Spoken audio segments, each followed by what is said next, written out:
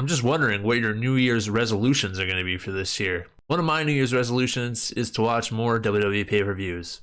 So today we're going to look at New Year's Revolution 2005. It's a Raw branded pay-per-view, so let's get into it. And now, Raw presents WWE New Year's Revolution. First things first, we got to give our shout outs to that sick PlayStation 2 dragon that just appeared on the screen. That was pretty dope. We are in San Juan, Puerto Rico. I don't remember there ever being a show in San Juan, Puerto Rico, but apparently there's a pay-per-view in San Juan, Puerto Rico. News to me. And we have JR and Jerry the King Lawler on commentary. JR letting us know that there will be a new World Heavyweight Champion inside the Elimination Chamber tonight in our main event. When he said the word new, I was like, oh, that must have been a slip. But no, there isn't a champion right now. The champion is vacant, and we'll get into that when the pay-per-view starts.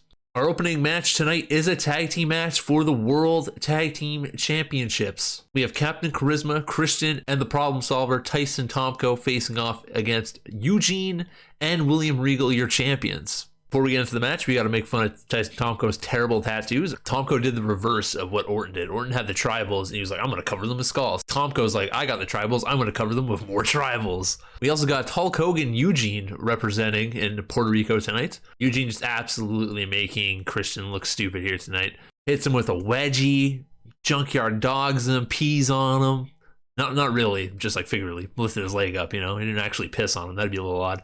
And then Eugene rides Christian around the ring, and slapping him on the butt and everything, until Tyson Tomko comes into the ring, puts an end to that with a huge spine buster on Eugene. Then begins the heels working over Eugene. Tomko with a nice power slam onto Eugene.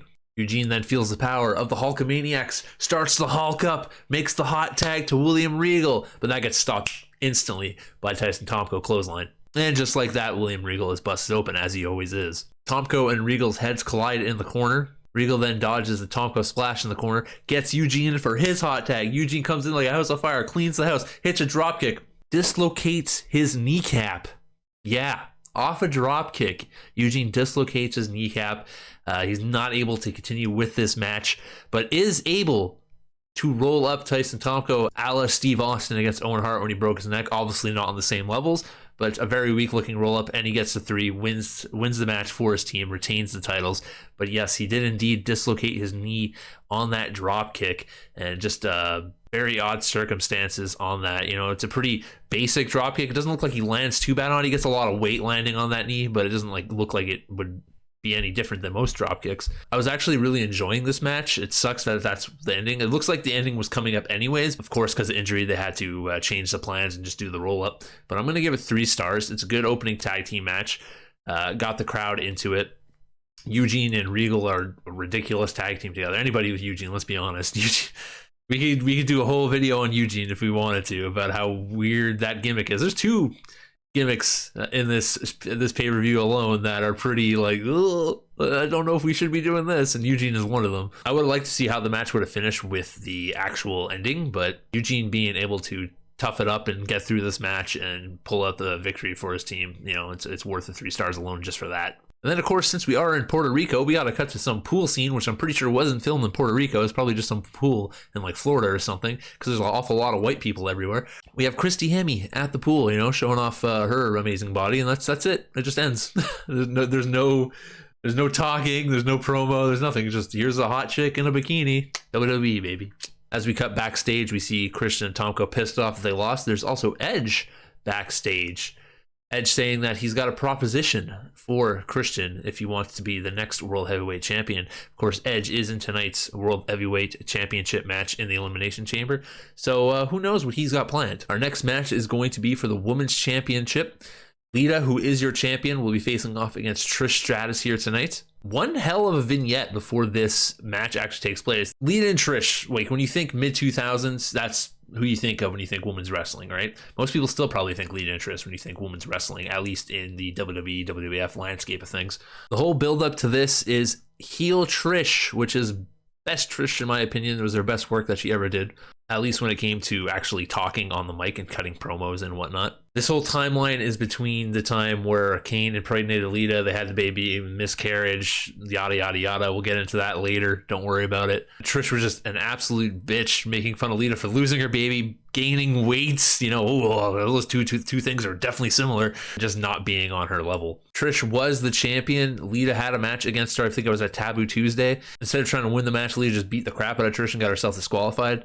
They later had a rematch on Raw where Lita won the title. I think that match was a main event match on Raw, if I'm not mistaken, where Lita won the title. It was also that infamous, I guess you could say, botch where Lita went for the suicide dive and just went, you know, everyone knows that spot.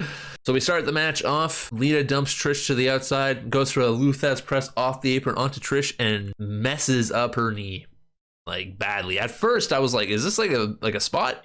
Like, you know, maybe they're playing off the last match where the guy injured his knee and like Lita's gonna, you know, they'll work the knee over, and then Trish started working the knee over in the match. She was just kicking at it and whatever, but Lita, you could tell, was actually injured. She couldn't get up on the leg. She was trying, like, you could see her mouth and like, I can't. Lita tries to go for the DDT. Trish reverses it. Chick kick, 1, 2, 3. Trish is your new women's champion. I believe Lita was out for some time after this injury too, to get her knee like reconstructed. You could see, like, when they replay it again, Lita's leg completely like hyperextends. It just hits the ground and like moves upwards, like where the knee is, and it's nasty looking. I'm not going to give this match a rating because it's not really a match. Unlike last match where the match pretty much was like 90% of the way through and then Eugene got injured. In this match, Lita literally got injured like within the first like minute and a half. So I was really looking forward to it too. I was like, oh man, I don't remember this match at all.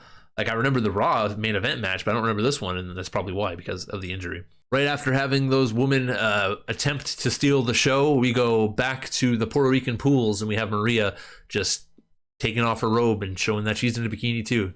We cut backstage with Eric Bischoff, and we have Edge complaining to Eric Bischoff that he has a brilliant idea to let Christian take his spot tonight because HBK, who's a special referee for the Elimination Chamber tonight, won't let Edge win the match no matter what. He's going to screw him, and he won't count the 3 count even if Edge has the match won. So he's saying, put Christian in my place. And then whoever wins, if Christian wins or whoever wins the match, I'll face them on Raw for the World Heavyweight Championship. It's a win-win. They're trying to convince Bischoff of this. Bischoff says, no, that ain't going to happen. You've been scheduled for this. I'm not going to let the fans down by taking you out of the match. As Edge storms out of Bischoff's office, he runs into special guest referee HBK. Shawn Michaels reassures Edge that this match would be called Right Down the Middle, unless someone gets physical with Shawn Michaels, and then you'll have to defend himself physically. One of my favorite parts about this little backstage segment, obviously, is because it's Edge and Christian, so they work so well together to begin with. At one point, Edge goes, who cares about Shawn Michaels? You could like clearly see Christian being like everyone like in his head. It's pretty good. It was funny.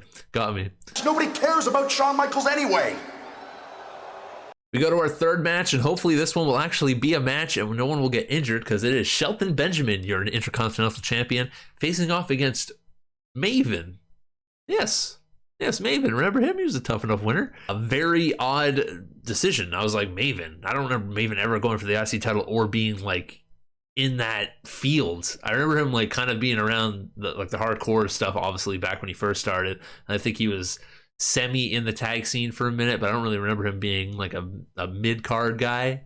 But I must say, he is getting tremendous heat tonight from the Puerto Rican fans. I'm not entirely sure what they're saying, and neither is Maven, as you can hear right here. I don't know what you're saying. I don't know what you're saying.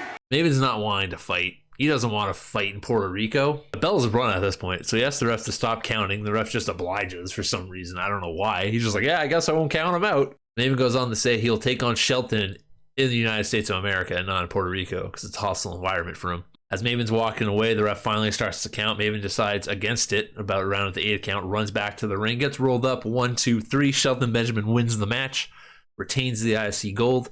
Maven then goes on to say that the match didn't count. Goes on to say to Shelton that he knows that there's one women's champion, but now he figured out that there's 2 women's champion, because being a sexist little asshole. We get this dumb line. You and Trish do have one thing in common. You both got a title, and neither of you had a set of huevos. Which I guess works because it gets Shelton to agree to a secondary match. Maven gets into the ring, gets hit by a T-bone, 1, 2, 3, match over. Maven loses again. Shelton Benjamin retains again.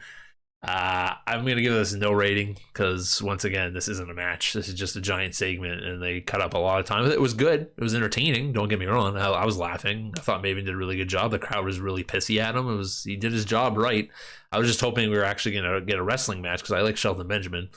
But, yeah, no rating. But if I was to rate it on a promo level, probably like a 4 because I thought it was great.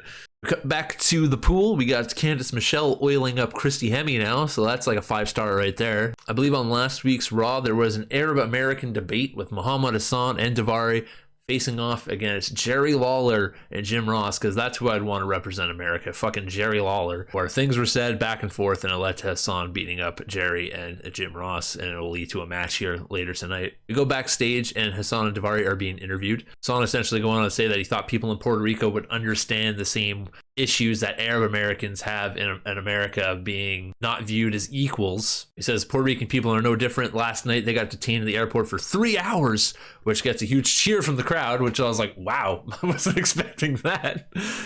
America, well, I was going to say America, but it's not really, it's kind of America, y'all. So this was the other gimmick, by the way, that I was talking about, besides Eugene. The Muhammad Hassan thing, this is 2005. It's only 4 years past of 9/11. Of course, the wars in Iraq and Afghanistan, the Middle East, I should just say in general, are kind of ramping up around this point. So I have a character like Muhammad Hassan, who originally was portraying a very similar style of promo that how Daniel Bryan when he was Earth Champion, where what he's saying is like true, but people just don't want to hear it. So Hassan was, saying essentially after like 9/11, my people have been treated like garbage, even if they had nothing to do with it. They've been American citizens their entire life, but because of the color of their skin, the religion they're with, stuff like that, and America would call them terrorists, which is pretty deep for wrestling. Usually with the brown character or the foreign character, it's just he's evil because he's from Iran or from Russia or whatever. So it originally started like that, and it evolved into that where it's like, oh, now he's a full like terrorist character, like Al Qaeda shit. But Hassan's original character was very interesting, to say the least. So it is Hassan with Daivari facing off against Jerry Lawler with JR in his corner, and we get no commentary for this match, which I thought was odd. I believe Daivari is yelling in Farsi, which is like what the Iranian people speak, if I'm not mistaken. I could be wrong. If I'm wrong, feel free to correct me in the comment section below.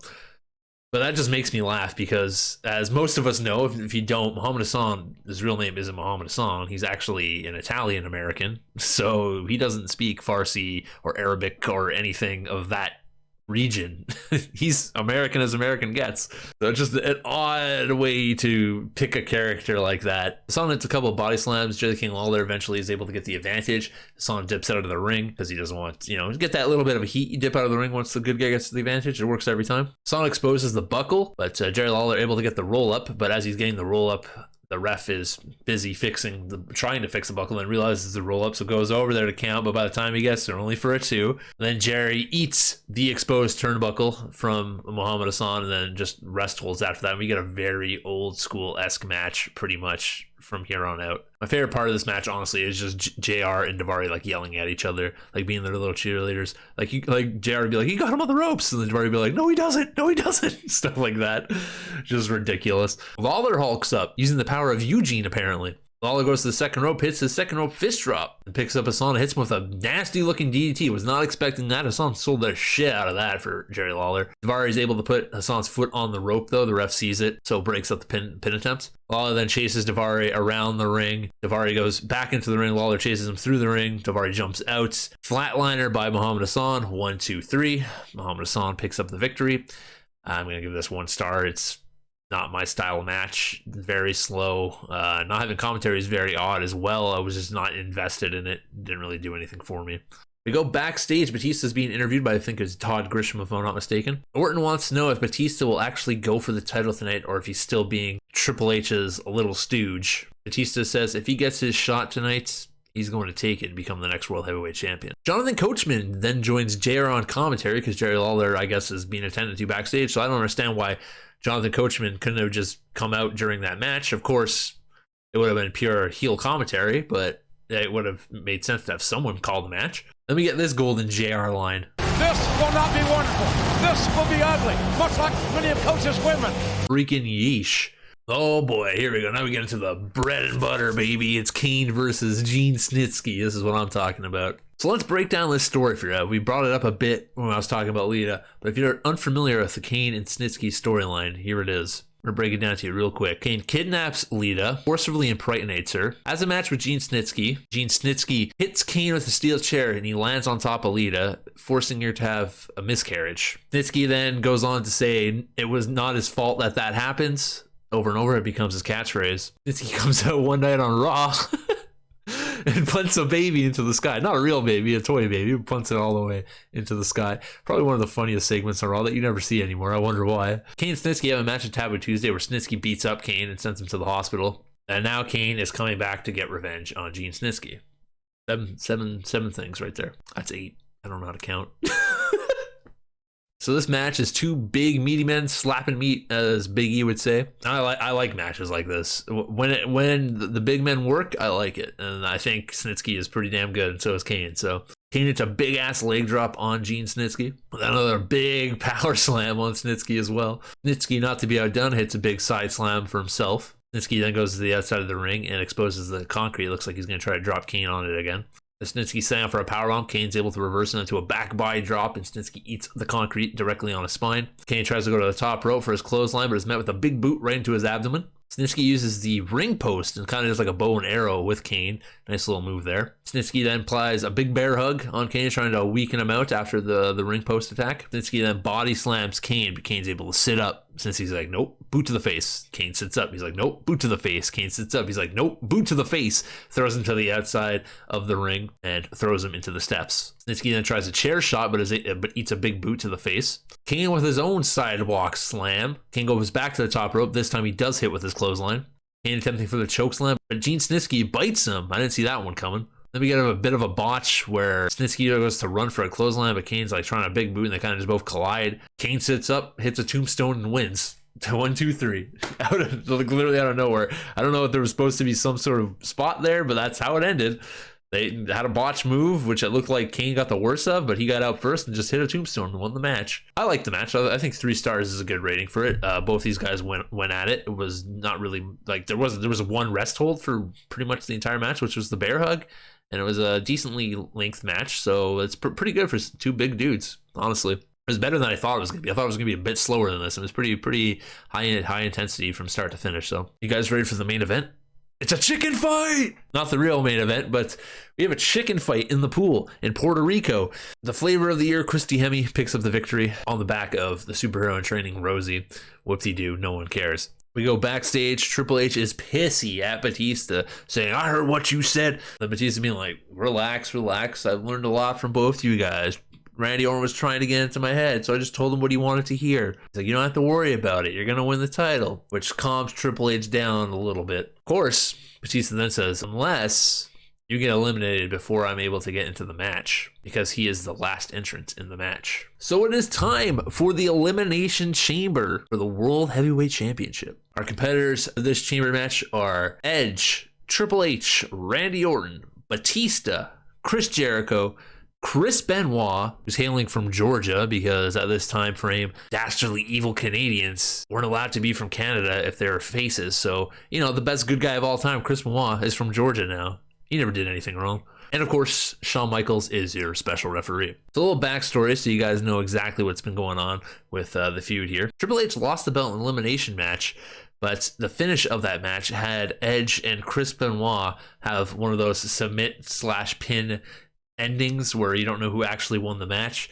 So they just vacated the title and decided that tonight is going to prove who the real World Heavyweight Champion is in the Elimination Chamber match. So to set up the order for that, they did a beat the clock challenge, which Batista was able to win. So he got last spot in the chamber. So we start things off with Chris Jericho and Chris Benoit. Benoit hits this nasty chop on Jericho. Punished. Oh! Sounds like a gunshot, man. Follows that up with a nice German suplex. And then we have both men struggling to hit their finisher. Benoit wants to crossface. Jericho wants to waltz to Jericho. Neither man could get the finish on.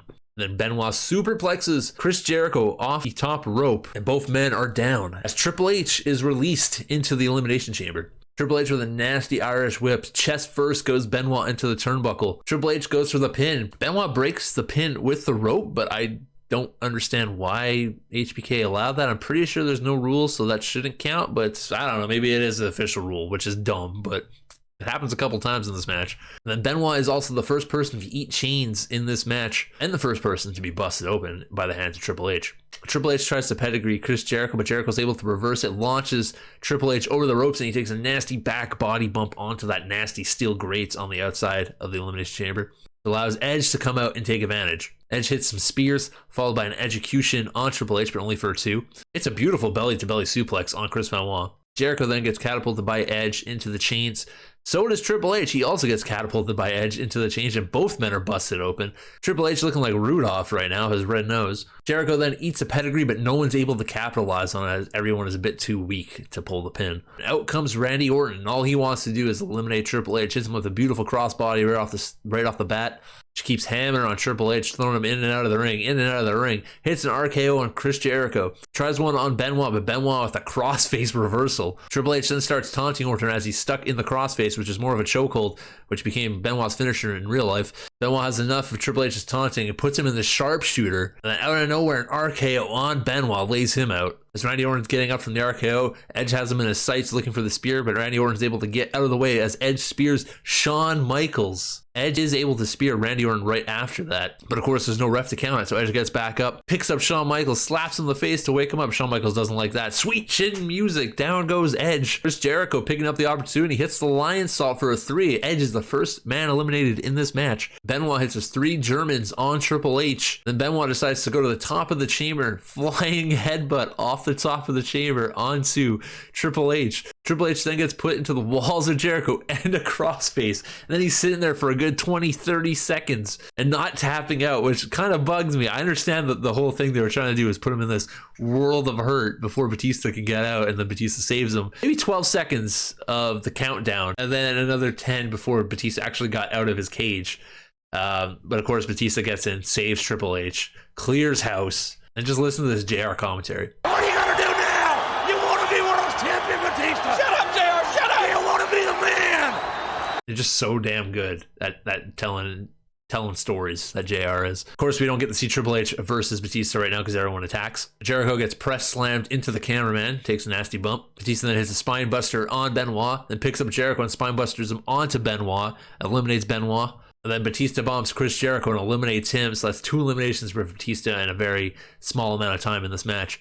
Then the 2-on-1 begins, Batista and Triple H against Randy Orton.